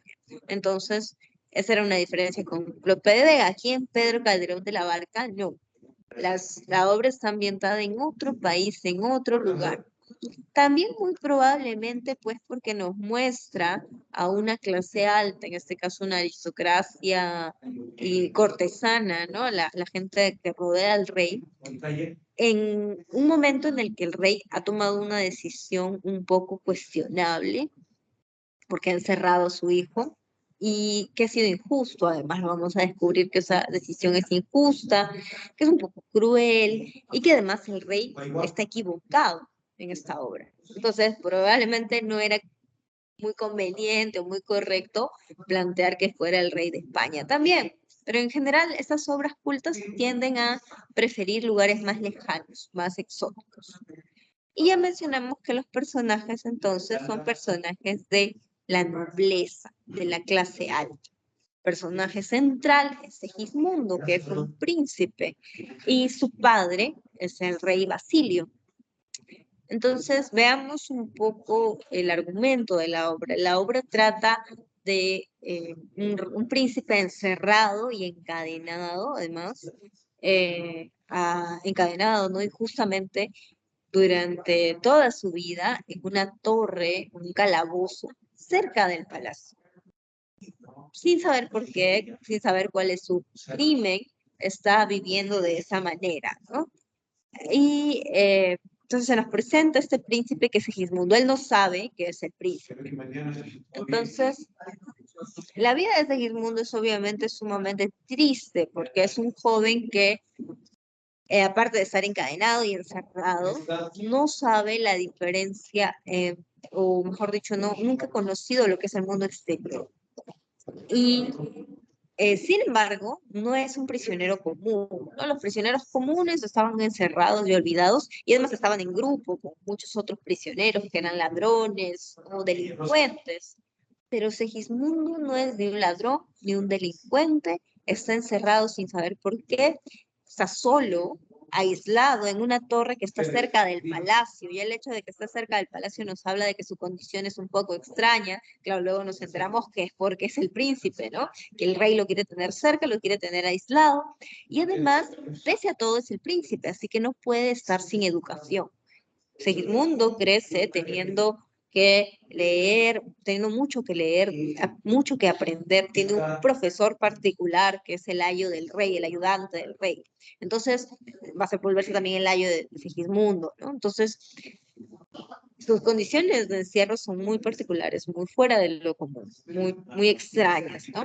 Y el hecho de que lea y que conozca y que sepa sobre la realidad también le choca bastante porque él ha leído sobre lo que es la libertad, ha leído sobre lo que es la justicia y él habla sobre eso, ¿no? Yo sé que los pájaros vuelan libres, yo sé que el río corre libre por el campo, yo sé que los peces se desplazan libremente en él, yo sé que los animales pueden correr, ¿no? Pero yo estoy acá encadenado, ¿no? O sea, hasta yo siendo hombre tengo menos dignidad y menos libertad que un animalito del campo. Eso le duele, ¿no? La idea de estar encerrado no es el único dolor, sino el hecho de conocer que es de modo injusto, sabe que la justicia pues sería si es que él hubiera cometido algún crimen o alguna falta, pero él se sabe inocente y además de ser injusto es obviamente algo que lo priva de su libertad más básica. Estando en la torre donde está Segismundo, se nos cuenta, ¿no? Él está encerrado y encadenado para colmo, ¿no? Muy cruel su encierro. Aparecen unos visitantes que en realidad querían ir a visitar al rey, bueno, querían ir a palacio. Es una joven llamada Rosaura con su acompañante que es Clarín. Y aparecen allí porque se han perdido. No es porque querían ir a esta torre, sino porque se han perdido, querían ir a palacio. Y lo ven a Segismundo y tienen un breve intercambio con él, una breve conversación. Entre otras cosas, Segismundo les dice, pues, ¿ustedes saben quién soy? ¿Tienen idea de por qué estoy aquí? Y de manera muy enigmática y muy también, pues, lúgubre, les dice, ustedes tienen que averiguar, ¿no? ¿Quién soy yo? ¿Por qué estoy aquí? Tienen que decirme la verdad, no se olviden de mí. Entre su desesperación y su necesidad de conocer la verdad, Segismundo los insta a que aprendan. Y los chicos se van y van a ser capturados por Clotaldo, que es el ayo de Segismundo. Los lleva al palacio y estos jóvenes van a hablar con el rey. Y resulta que Rosaura es una chica que viene de otro país a buscar a su prometido. Ha venido y de casualidad pues se ha encontrado con Segismundo. Entonces le hablan al rey y le dicen que es muy extraño porque es que este joven así, quieren saber la verdad, quieren justicia para el pobre Segismundo, ¿no? Y eso ya es en la segunda parte. Entonces, en la primera parte lo descubren a Segismundo, en la primera parte nos enteramos que está encerrado injustamente, en la primera parte Segismundo muy críticamente y duramente habla de esta manera, ¿no? Esta es la primera jornada, dice, ay mísero de mí, ay infeliz de, Apurar cielos pretendo, ya que me tratáis así. ¿Qué delito cometí contra vosotros naciendo? Aunque si nací ya entiendo qué delito he cometido. Bastante causa ha tenido vuestra justicia y rigor, pues el delito mayor del hombre es haber nacido.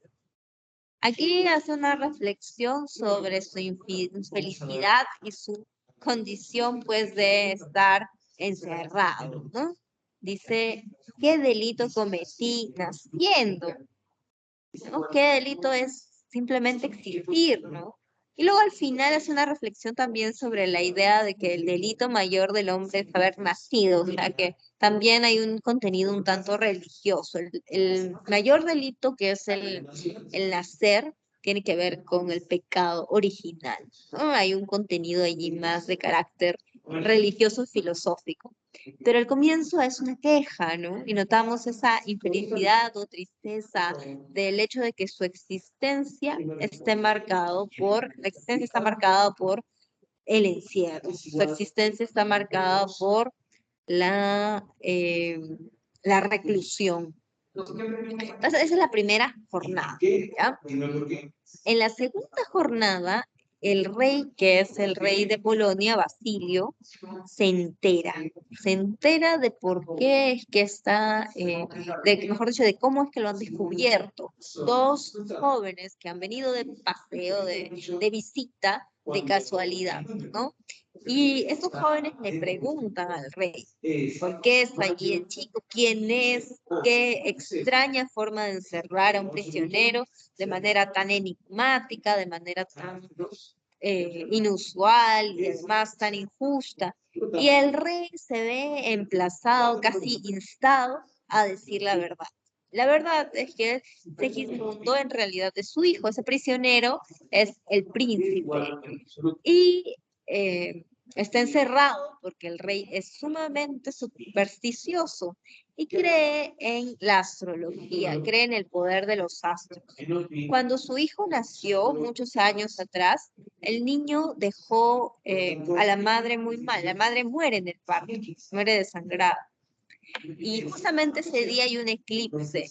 Y el rey lo ve como un mal presagio, que el niño ha traído muerte y desolación.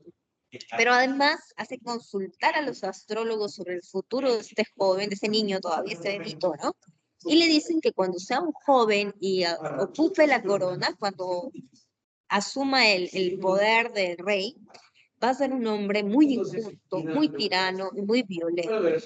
Y le dicen pues que lo mejor sería que nunca llegue a ser rey.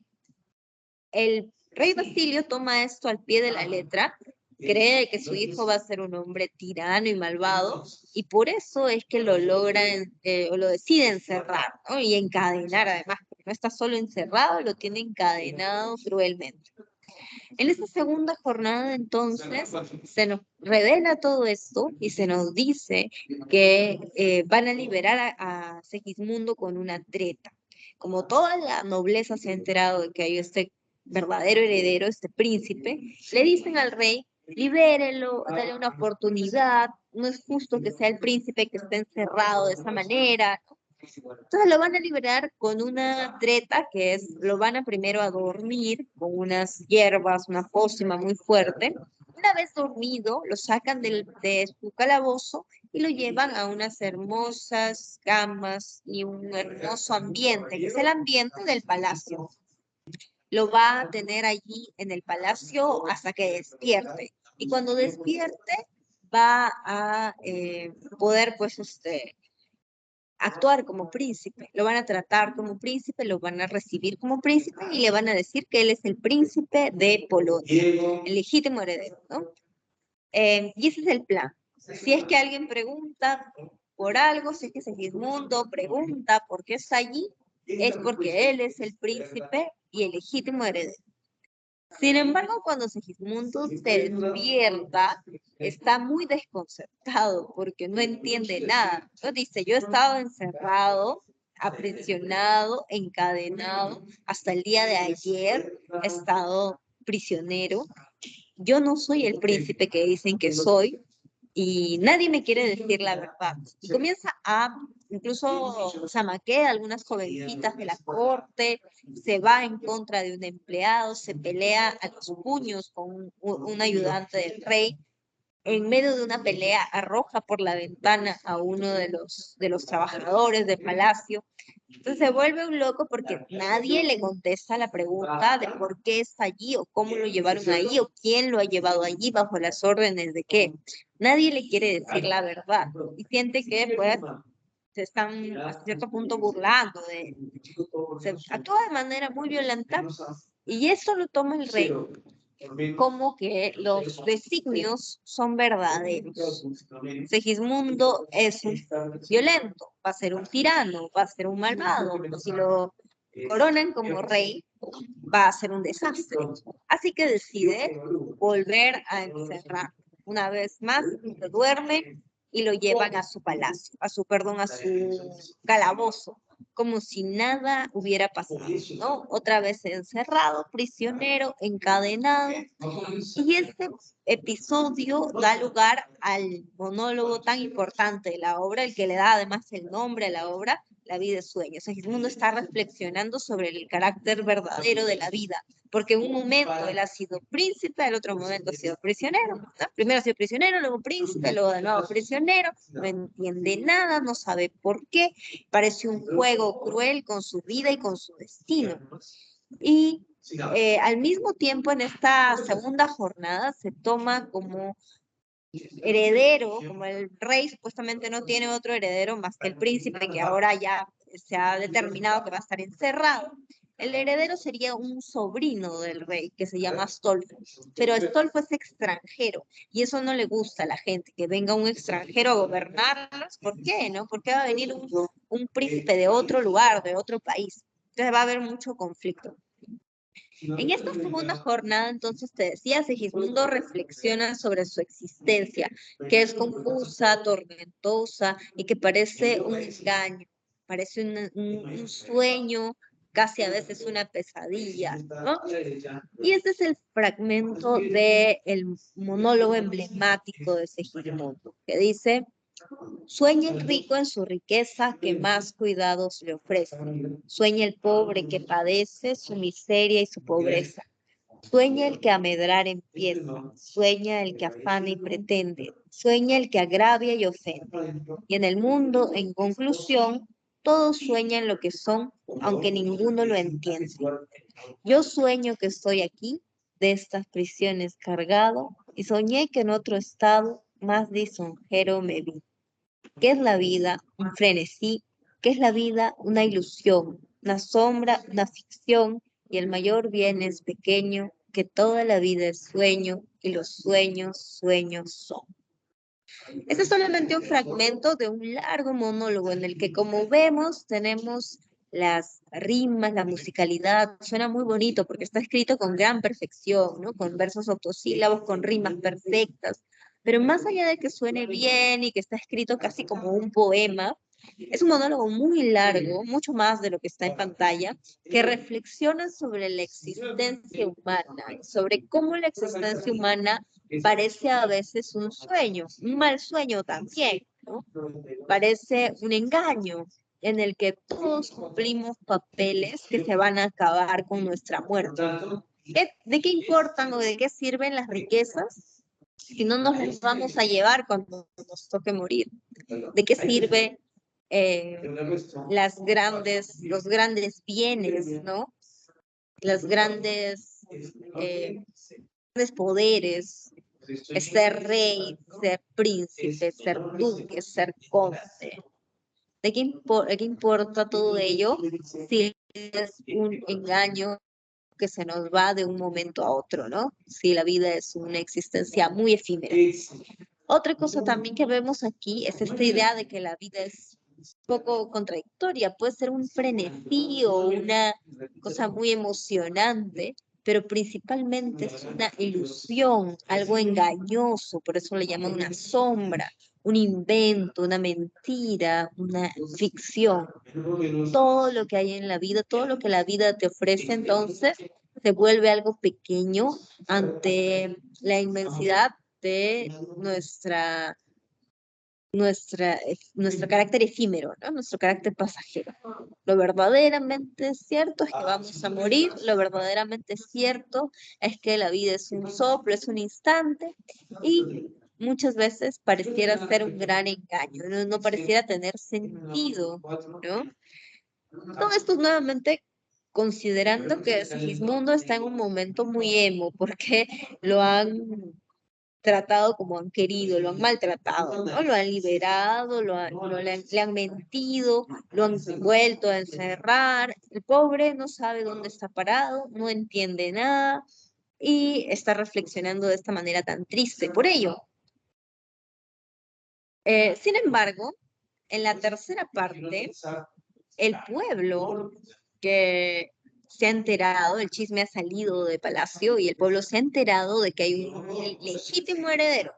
No quiere que este joven extranjero sea su nuevo rey y se van a rebelar contra el viejo rey que es este Basilio para que no designe pues a su sobrino que es este extranjero, ¿no? Así que el pueblo se rebela, captura al viejo rey Basilio y se ha enterado de que el legítimo heredero está encerrado y encadenado, así que lo van a liberar. Como ves aquí, le quitan las cadenas, lo liberan y lo llevan a palacio como el legítimo heredero. Al rey viejo lo han capturado y se lo ofrecen como su prisionero. La idea es que básicamente pues Segismundo pueda cobrar venganza, ¿no? Si tienes allí a la persona que toda tu vida te encerró, que toda tu vida te tuvo encadenado, lo más lógico es que vayas a querer de alguna manera vengarte, ya sea de la manera más violenta, que sería la muerte, ¿no? Matar al padre, o en algo equivalente, que sería encerrarlo también, volverlo su prisionero, ¿no? También. Entonces, Segismundo está ante ese dilema. La gente cree que lo va a matar al papá o que lo va a castigar de manera muy dura, pero Segismundo termina perdonando al rey, liberando y perdonando a su padre, al que más le había hecho daño, y de esa manera, pues, la situación se pone a la inversa. Segismundo no es un tirano, no es un loco, no es un violento como se había creído, sino es un hombre muy sabio, muy benevolente y que puede perdonar. Cuando sabe la verdad, cuando sabe toda la verdad, logra ser muy benevolente. Tal vez excesivamente bueno, ¿no? Nosotros no reaccionaríamos tal vez tan bien ante todo lo que le han hecho. Entonces, el final de la obra es un final feliz porque el rey Basilio renuncia a la corona y se la entrega a Segismundo, a su hijo, para que él sea el heredero y el nuevo rey. Y Segismundo se va a casar con una jovencita y van a gobernar. Por ahí me decían que ponga la diapositiva de la jornada 2. Entonces, voy a poner en orden las tres jornadas. La primera, que es cuando se descubre la situación de Segismundo, bueno, lo descubren estos dos, ¿no? Visitantes. En la segunda jornada lo liberan provisionalmente a Segismundo, pero él reacciona de manera violenta y lo vuelven a encerrar. Y en la tercera, ya Segismundo es liberado por el pueblo y decide perdonar al padre y de esa manera hereda el trono. Listo. Esas son las tres partes, las tres jornadas. Temas centrales. Acá tenemos dos temas centrales. El primero es que la existencia humana está entre la realidad y la ficción, ¿no? Entre la vida y la ficción, qué es verdadero y qué es engañoso. Esa es nuestra existencia entre dos hilos, si se quiere. Otro tema importante es sobre la libertad de decisión, que le llamamos libre albedrío. ¿Qué tan libres somos? No solo de no tener cadenas, ¿no? Sino de pensamiento. Eso es algo que demuestra Segismundo al final, que no solamente es un hombre libre porque le han quitado las cadenas, sino porque no se deja cegar por lo que otros esperan de él, porque esperan que se vaya a vengar, porque creen que va a ser un hombre malvado, porque el destino había dicho que iba a ser un tirano, un violento. Él no, él dice, yo tengo libertad de decidir cómo voy a actuar, quién quiero ser, cómo voy a obrar. Y básicamente es su libertad más grande, su libre albedrío. Al final él decide ser un hombre bueno, bondadoso, benevolente, ¿no? Otros temas importantes, la predestinación. Muy interesante cómo los renacentistas y barrocos desafían la idea del destino clásico. En una obra como Edipo Rey, que habíamos visto hace unas semanas, el destino era inflexible, muy duro, muy inevitable, ¿no? Uno no podía escapar al destino. Pero en estas obras ya uno puede intentar cuestionarlo, flexibilizarlo, e incluso como Segismundo, sacarle la vuelta, ¿no? Irse por otro camino, ya no seguir el camino del destino. Otros temas son la falta de libertad, la injusticia que se da, ¿no?, al privarlo de la libertad. Otro tema, el perdón del hijo al padre.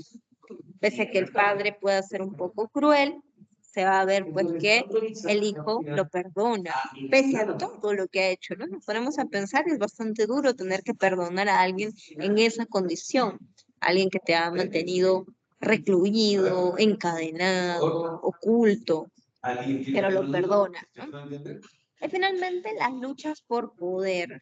Es por algo que nadie quiere este príncipe extranjero, al sobrino del rey, nadie lo quiere, porque es otra, digamos, dinastía, es otra familia, es otro país. Entonces están luchando por el poder entre la nobleza de aquí, los propios herederos de Polonia, el pueblo mismo de Polonia, ¿no?, que quiere que sea su heredero Segismundo, su rey Segismundo, y el poder extranjero en este caso, ¿no? El heredero de otros lados, que nadie lo quiere. Listo, chicos, aquí tenemos las claves de esta semana. Por favor, tomen su diapositiva, tomen una captura. Ya recreo. Sí, de las 11:55 hasta las 12:10, ¿no? Es el receso. Entonces, tomen su captura, nos damos por terminadas la sesión, nos encontramos la próxima semana, ojalá que se hayan estabilizado un poco las cosas. Cuídense mucho, por favor no se olviden de la captura. Ya tenemos claro si sucede en realidad. Cuídense también. Aquí, mejor les pongo la captura. Listo. Gracias. Hasta luego también. Hasta luego. Gracias a todos. Hasta la próxima. Chao a todos. Chao. Cuídense. Gracias por los corazones. Hasta luego.